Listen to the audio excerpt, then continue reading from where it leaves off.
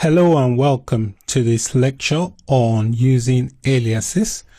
In this lecture, you'll learn what aliases are and why we use them. We will also create a select statement using aliases. Why are aliases used?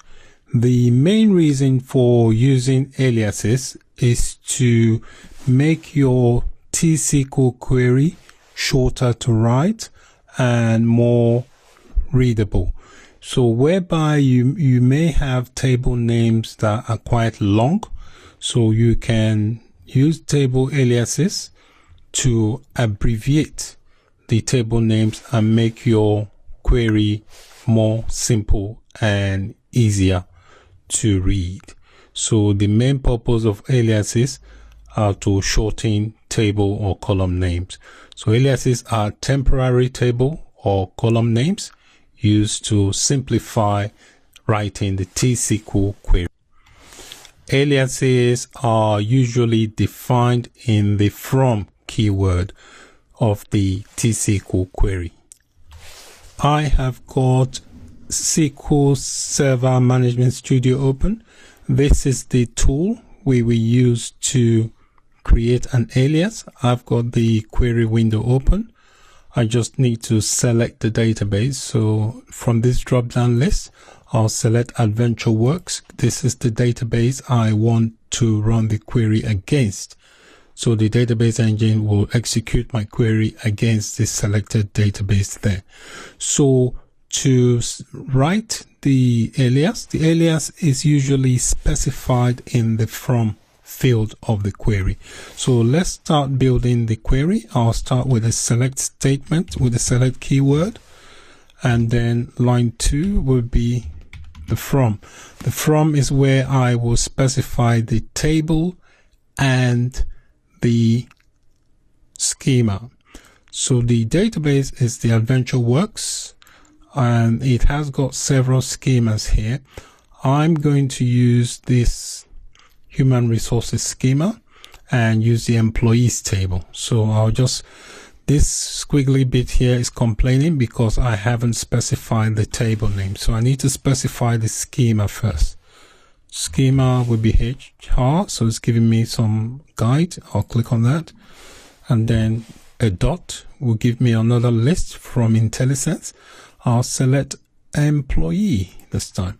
So I've got my table. This squiggly line should disappear soon. Next, I need to identify the columns I want from this table. Because I don't want all the columns, I need to specify the columns I need. So these are the columns from this table here. I'm going to go for national ID number. So I'll type in, so it's giving me a clue. I'll select that, and then you need a comma to separate the column. I'll pick another column. I'll go for job title. Okay, I'll click on that. So you don't need to place a column on the last column, only between the column. So now I want to use an alias because the column names are a bit long, so I may want to give it a funkier name. So to do that, after the column name, you do a space. So you can either use the as keyword and then you specify the alias, or you can simply just specify it after a space. I'll just type in NI. Okay, so this is what will now show up in the column when the query is executed. Job title, I'll give a space and just type in JT. From the, this is the schema and this is the table here. I'll just put E. All right, so this is for the whole of this.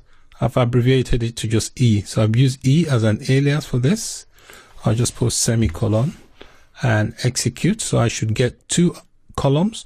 One should say NI because the NI is an alias for national ID number, and JT is an alias for job title.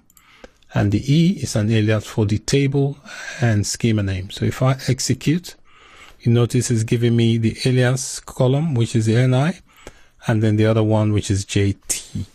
So the key thing to remember with creating aliases is that the aliases for the table names are always created in the from keyword, while the aliases for the columns are created in the select keyword, because the select part of the query is where you define the columns for the table.